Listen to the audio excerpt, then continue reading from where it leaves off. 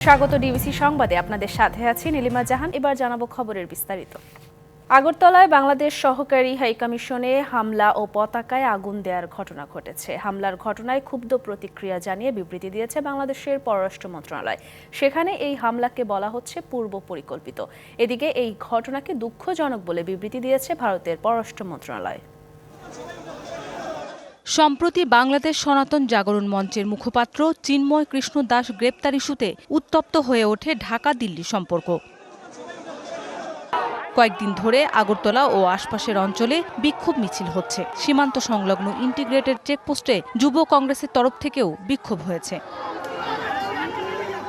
এরই জেরে সোমবার দুপুরে আগরতলায় বাংলাদেশ সহকারী হাইকমিশনে চালানো হয় হামলা ভাঙচুর। হাইকমিশনের ভেতরে ঢুকে বাংলাদেশের পতাকা নামিয়ে দেয়া হয় আগুন। এই হামলার ঘটনায় ক্ষুব্ধ প্রতিক্রিয়া জানিয়েছে বাংলাদেশ পররাষ্ট্র মন্ত্রণালয়। দ্রুত হামলাকারীদের বিরুদ্ধে ব্যবস্থা নেওয়ার পাশাপাশি আহ্বান জানিয়েছে দূতাবাস কর্মীদের নিরাপত্তা নিশ্চিতের। এই হামলাকে ভিয়েনা কনভেনশন পরিপন্থী বলছে পররাষ্ট্র মন্ত্রণালয়। এদিকে দূতাবাসে হামলার ঘটনাকে দুঃখজনক উল্লেখ করে বিবৃতি দিয়েছে ভারতের পররাষ্ট্র মন্ত্রণালয়।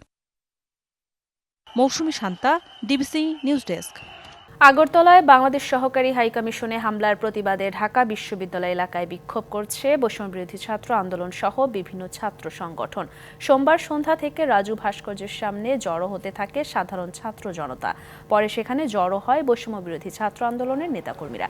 এর আগে বিশ্ববিদ্যালয়ের মধুর ক্যান্টিন থেকে শুরু হয়ে মিছিল বিভিন্ন অনুষদ ঘুরে ভিসি চত্বর হয়ে রাজু ভাস্কর্যে মিছিল শেষ হয়।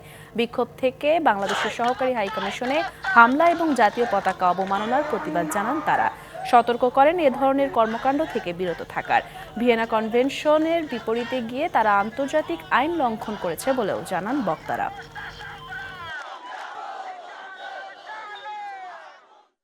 ভারতে যে ঘটনা ঘটানো হয়েছে এটি কি আপনাদের সভ্যতা এবং ভদ্রতার পরিচয় প্রকাশ করে কি না? আপনারা বাংলাদেশকে নিয়ে খেলবেন, আমরা সেভেন সিস্টারকে নিয়ে খেলব। বাংলাদেশের উপর বাংলাদেশের বিরুদ্ধে কোন প্রকার আগ্রাসনের চেষ্টা করা হলে বাংলাদেশের জনগণ তার সমুচিত জবাব দেবে। এদিকে ভারতের আগরতলায় বাংলাদেশ দূতাবাসে হামলার প্রতিবাদে রাজধানী ছাড়াও খুলনা, ফেনী, রাজশাহী ও জাহাঙ্গীরনগর বিশ্ববিদ্যালয়ে বিক্ষোভ হয়েছে। খুলনা নগরীর শান্তিধাম মোড় থেকে বিক্ষোভ মিছিল বের হয় ছাত্র জনতা। নগরীর শামসুর রহমান রোডে ভারতের সরকারি হাইকমিশনের সামনে দিয়ে নগরীর শহীদ হাদিস পার্কে চলে যায় মিছিলটি। এ সময় ভারতের সহকারী হাইকমিশনের সামনে পুলিশ এবং সেনাবাহিনীর বিপুল সংখ্যক সদস্য মোতায়েন করা হয়। ফেনী শহরের কেন্দ্রীয় শহীদ মিনার প্রাঙ্গণে জড়ো হয়ে মিছিল করে বিক্ষুব্ধ জনতা। মিছিলটি শহরের বিভিন্ন স্থানে ঘুরে দোয়েল চত্বরে এসে সমাবেশে মিলিত হয়। এদিকে সড়ক অবরোধ করে বিক্ষোভ মিছিল হয়েছে রাজশাহী ও জাহাঙ্গীরনগর বিশ্ববিদ্যালয়ে।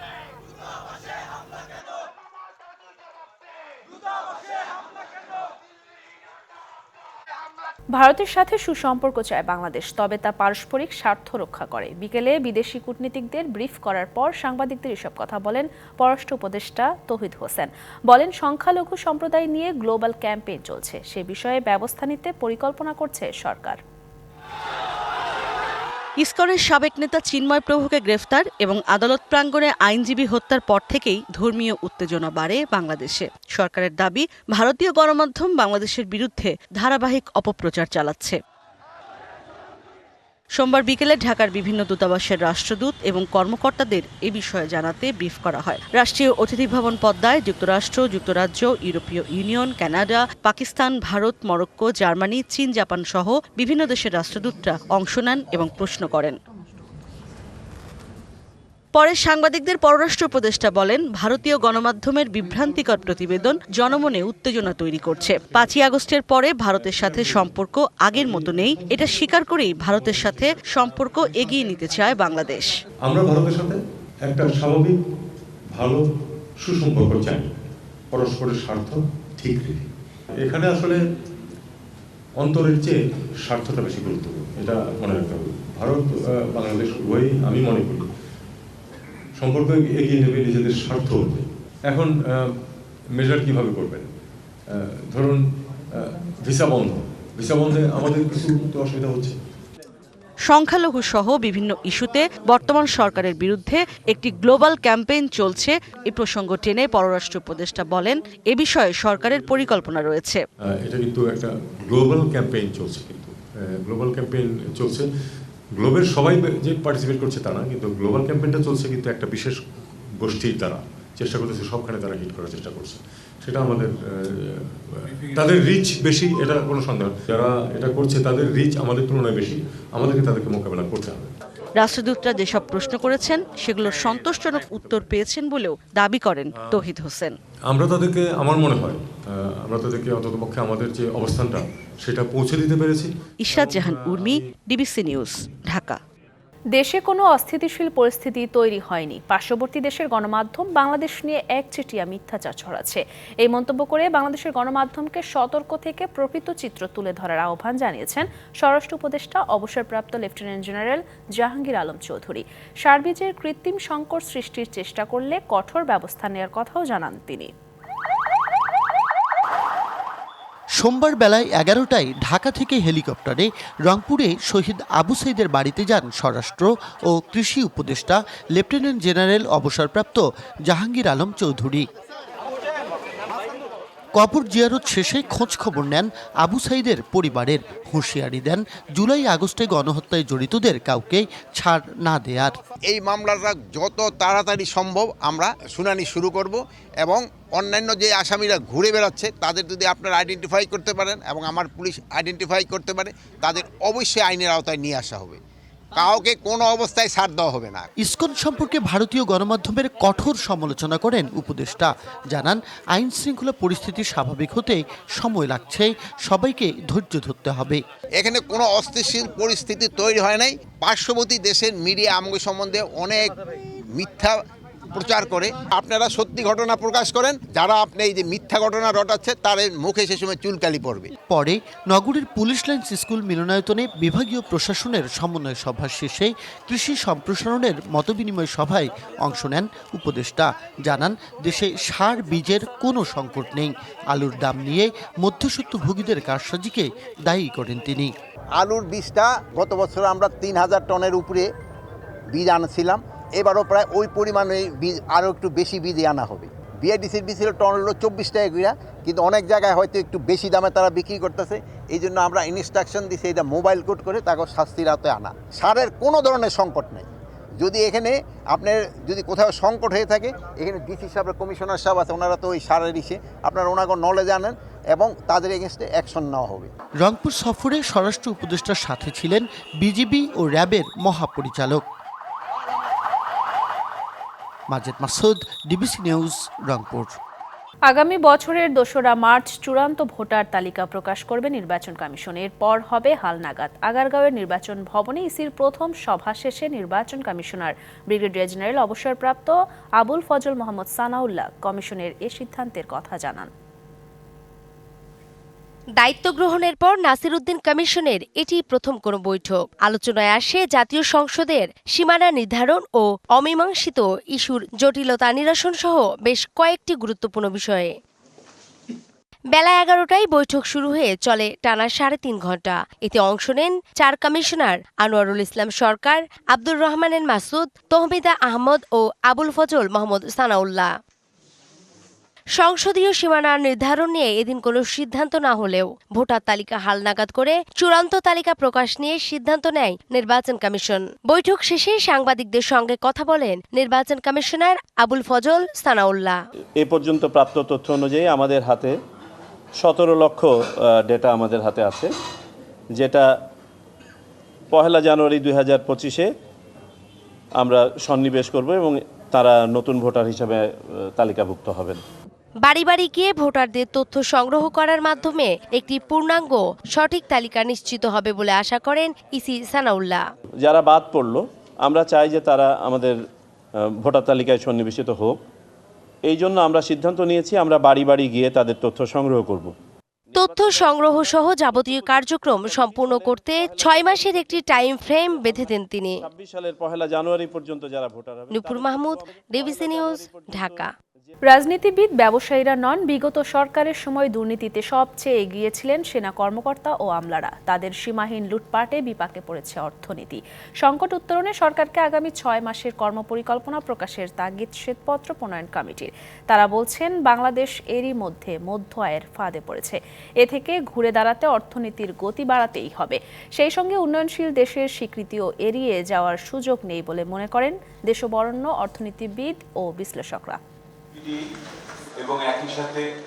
আওয়ামী লীগ সরকার চামচা পুঁজিবাদ থেকে চোরতন্ত্রের প্রতিষ্ঠা করেছিল, আর তাতে সবচেয়ে বেশি ফায়দা লুটেছেন সেনা কর্মকর্তা ও আমলারা। শ্বেতপত্র প্রণয়ন কমিটির মূল্যায়ন, প্রতীত সরকার ক্ষমতায় টিকে থাকতে আইন করে লুটপাট করার সুযোগ করে দিয়েছিল। জনগণের দৃষ্টিতে কে বেশি দুর্নীতিবাদ, রাজনীতিবিদ, ব্যবসায়ী নাকি আমলা? তারা মনে করেন যে ক্ষমতার যে চোরতন্ত্র হয়েছে তার মূল স্তম্ভ হিসেবে উর্দি পড়া, উর্দি ছাড়া আমলারা কাজ করেছে। কমিটির প্রধান বলেন, দুর্নীতির জন্য সবচেয়ে বেশি ব্যবহার হয়েছে ব্যাংক খাত, এরপর অবকাঠামো, বিদ্যুৎ ও জ্বালানি এবং তথ্য ও প্রযুক্তি খাত থেকে বিপুল অঙ্কের টাকা লোপাট হয়েছে। প্রযুক্তি খাতে প্রচুর টাকা পয়সা এখানে গেছে। এখানে যে সমস্ত সংগ্রহ, ক্রয় ইত্যাদি হয়েছে, এটা একটা অভিনব পদ্ধতিতে হয়। অর্থনীতিবিদরা বলেন, দুর্নীতির ব্যাপকতা এতটাই বেশি যে এ নিয়ে গবেষণা হওয়া উচিত।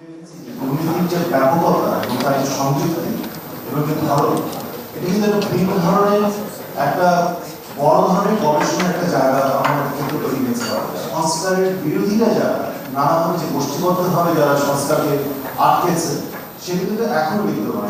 এই পর্যন্ত 30 থেকে 33 billion dollar generation total investment হয়েছে। তো আমি একটু কনজারভেটিভলি ধরে নিয়েছি যে অ্যাটলিস্ট 10% যারা কিক ব্যাক হয়েছে, তাহলে 3 বিলিয়ন ডলার হাত বদল হয়েছে এই প্রকল্পগুলো দেওয়ার ক্ষেত্রে। অর্থনীতিবিদরা বলছেন, তথ্যের নৈরাজ্য আর দুর্নীতির ফলাফল বাংলাদেশ এখন মধ্যম আয়ের ফাঁদে। এর আগে বলতাম যে মধ্য আয়ের ফাঁদে পড়ার ঝুঁকি আছে, এখন সেটার ঝুঁকি নাই, এটা ঘটে গেছে বলে আমরা তথ্য উপাত্ত দিয়ে তাদের দেখানোর চেষ্টা করেছি। প্রশ্ন ছিল, এ অবস্থায় উন্নয়নশীল দেশের স্বীকৃতি নিতে বাংলাদেশ কি প্রস্তুত? বিশ্লেষকদের পরামর্শ, এটি এড়িয়ে যাওয়ার সুযোগ নেই। আমাদের প্রতিবেশী নেপাল, সে কিন্তু 2026 সালে আমাদের সাথে গ্রাজুয়েশন হওয়ার কথা। 2026-এ না করে 29-এ করি বা 32-এ করি, আমাদের প্রস্তুতিটা কিন্তু আমাদের দুর্বল হয়ে যাচ্ছে বলে আমার মনে হয়। শ্বেতপত্র কমিটি বলছে, আগামী 6 মাস অর্থনীতির জন্য খুবই শঙ্কার। এ থেকে উত্তরণে সরকারকে একটি মধ্যমেয়াদী নীতি গ্রহণের পরামর্শ তাদের। আগামী 6 মাসে কি অর্থনৈতিক সংস্কার হবে, সেই সংস্কারের ফলে মূল্যস্ফীতি, টাকার মান, মুদ্রার হার, সুদের হার ইত্যাদি বিষয়াদি কোথায় পৌঁছাবে, এইটার একটি লক্ষ্য দিতে হবে। চেষ্টা করছি হবে, এইটুকু বললে হবে না, আরেকটু দায়বদ্ধতার ভিতরে আমাদের সরকারকে নিতে হবে। বিনিয়োগ মন্দা কাটানো এবং অর্থনৈতিক অবস্থা সম্পর্কে বিদেশিদের পরিষ্কার ধারণা দিতে বিশেষ উদ্যোগ নেয়ার পরামর্শ দেয় শ্বেতপত্র প্রণয়ন কমিটি। উন্নয়ন ফোরাম আয়োজন করার কথা বলছি। মুস্তফা মাহবুব, ডিবিসি নিউজ, ঢাকা। প্রধান প্রতিপক্ষ আপাতত দুর্বল হলেও সামনে নির্বাচন হবে ইতিহাসের সবচেয়ে কঠিন, এমন মন্তব্য করে বিএনপির ভারপ্রাপ্ত চেয়ারম্যান তারেক রহমান বলেছেন, জনগণ চাইলেই ক্ষমতায় যেতে পারবে বিএনপি। তাই দলীয় নেতাকর্মীদের নিয়ে শুধু সভা সমাবেশ না করে জনগণের কাছে যাওয়ার নির্দেশ দেন তিনি। রাষ্ট্রকাঠামো মেরামতের 31 দফা ও জনসম্পৃক্তি শীর্ষক খুলনা ও ময়মনসিংহ বিভাগীয় কর্মশালায় যোগ দেন বিএনপির 18টি ইউনিটের আমন্ত্রিত নেতারা। অনুষ্ঠানে ভার্চুয়ালি যুক্ত হন বিএনপির ভারপ্রাপ্ত চেয়ারম্যান তারেক রহমান। প্রধান অতিথির বক্তব্যে তিনি বলেন, 2 বছর আগে বিএনপি যে 31 দফা দিয়েছে, তার মধ্যে রাষ্ট্র মেরামতের সবকিছুই রয়েছে। দেশ শুধু আমাদের দলের নেতাকর্মীদেরকে নিয়ে, দেশ হচ্ছে দেশের মানুষকে নিয়ে, দেশের মানুষকে, এই যে প্রায় 20 কোটি মানুষ দেশে, এই সকল মানুষের জন্যই এই দেশ, মানুষকে নিয়ে এই দেশ। কাজেই আপনি যদি দেশের জন্য করতে চান, দেশের মানুষের জন্য করতে চান, তাহলে এইগুলো আমাদেরকে নিয়ে যেতে হবে মানুষের কাছে। প্রধান প্রতিপক্ষ আপাতত দুর্বল হলেও আগামী নির্বাচন সহজ হবে না বলে মত তার। দিন যত যাচ্ছে তত পরিষ্কার হচ্ছে, সামনের যে নির্বাচন এটি এত সহজ না। হতে পারে আমাদের একটি প্রধান প্রতিপক্ষ অনেক দুর্বল হয়ে গেছে, তারপরেও এই নির্বাচন বাংলাদেশের যে কোনো নির্বাচনে থেকে অনেক কঠিন নির্বাচন হতে যাচ্ছে। কিছু কিছু সহকর্মীর মধ্যে ঢুকে গেছে এমন একটা ভাব যে আমরা ক্ষমতায় বোধহয় চলে যাচ্ছি বা চলে গিয়েছি। আপনাদের সকলকে আমি দৃঢ়ভাবে বলবো, আমরা ক্ষমতায় যাইনি। আমরা ক্ষমতায় যাব কিনা আমরা জানি না। তখনই আমরা ক্ষমতায় যেতে পারবো যখন আমরা বাংলাদেশের জনগণের সমর্থন পাবো। সভা সমাবেশের বাইরে নেতাকর্মীদের জনগণের কাছে যাওয়ার নির্দেশ দেন তারেক রহমান। এই ৩১ দফা আমাদেরকে নিয়ে যেতে হবে, এটার পক্ষে মানুষের সমর্থন আমাদেরকে আদায় করতে হবে। এই কাজটি আপনাদেরকে কষ্ট করে এই কাজটি করতে হবে। শুধু এই 4 দেওয়ালের ভিতরে আজকে 31 দফা রেখে দিলে চলবে না। আপনাদেরকে এখন পরিকল্পনা নিতে হবে কিভাবে আপনারা উপজেলায় করবেন। উপজেলা নেতৃবৃন্দকে সাথে নিয়ে জেলা নেতৃবৃন্দ পরিকল্পনা করবেন কিভাবে আপনারা ইউনিয়ন পর্যায়ে চলে যাবেন। সেটি আপনাদেরকে পরিকল্পনা করে গ্রহণ করতে হবে, অর্থাৎ মোট কথা মানুষের কাছে পৌঁছে দিতে হবে। নেতাকর্মীদের সতর্ক করে তারেক রহমান বলেন, জনগণের সমর্থন পেলেই কেবল ক্ষমতায় যেতে পারবে বিএনপি। বাংলাদেশ জাতীয়তাবাদী। Habibur Rahman, DBC news desk. সন্তান ও ভাই বোন হারানোর যে দুর্বিষহ যন্ত্রণা, এটি মহাকাব্য। জুলাই গণ অভ্যুত্থানে শহীদ পরিবারের সদস্যদের উদ্দেশ্যে একথা বলেন প্রধান উপদেষ্টা ডক্টর মোহাম্মদ ইউনূস। রাষ্ট্রীয় অতিথি ভবন যমুনায় জুলাই শহীদ স্মৃতি ফাউন্ডেশনের ৩য় কেন্দ্রীয় কার্যনির্বাহী পরিষদের সভা অনুষ্ঠিত হয়।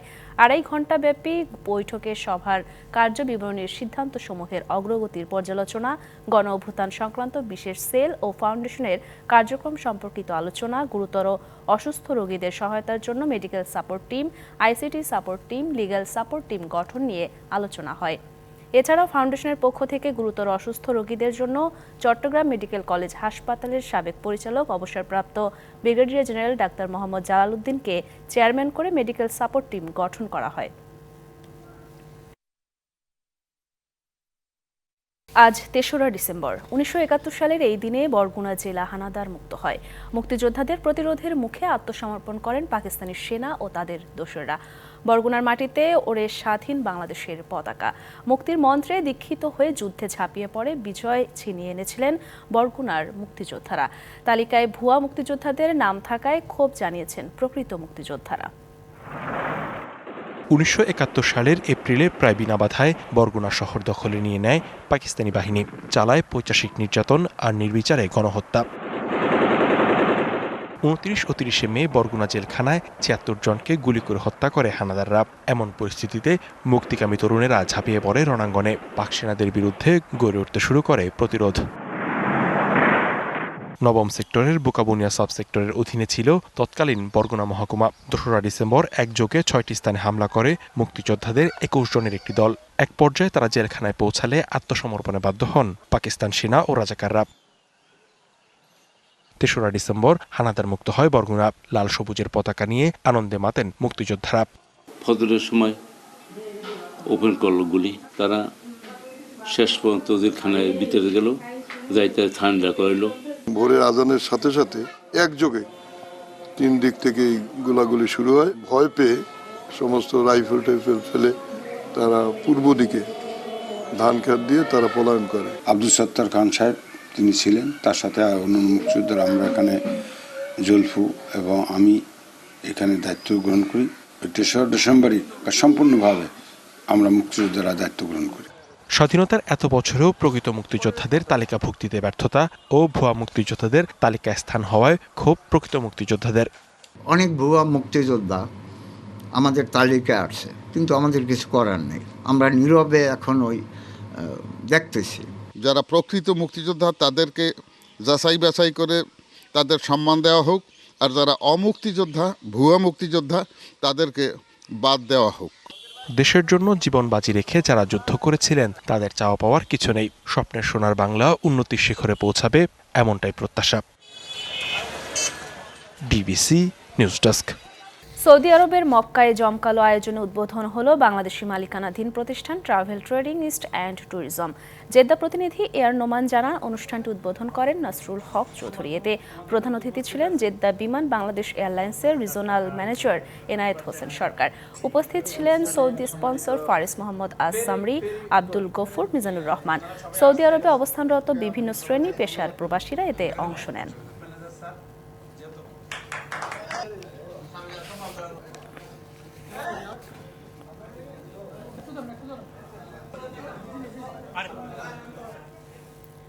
মালয়েশিয়া প্রবাসী বাংলাদেশিদের বিজয়ের মাসে বিনোদন দিতে দেশটির 18টি আধুনিক সিনেমা হলে একযোগে মুক্তি পাচ্ছে শাকিব খানের সিনেমা দরদ। মালয়েশিয়া প্রতিনিধি মোহাম্মদ আলী জানান, প্রিয়তমা ও তুফানের সাফল্যের পর এবার শাকিব খানের দরদ চলচ্চিত্রটি প্রদর্শন করার সিদ্ধান্ত নিয়েছে বাংলাদেশি প্রদর্শনী সংস্থা জেটিজি এন্টারপ্রাইজ, এসডিএন, বিএইচডি এবং happy trip travel and tour. কুয়ালালামপুরের কোতরার রয়্যাল রূপসী রেস্টুরেন্টের সংবাদ সম্মেলনে এ তথ্য জানান জেটিজি এন্টারপ্রাইজের স্বত্বাধিকারী মোহাম্মদ রাসেল। চলতি মাসের 6 তারিখে প্রিমিয়ার শো অনুষ্ঠিত হবে। 7 ডিসেম্বর থেকে মালয়েশিয়ার অন্য হলগুলোতে মুক্তি পাবে সিনেমাটি।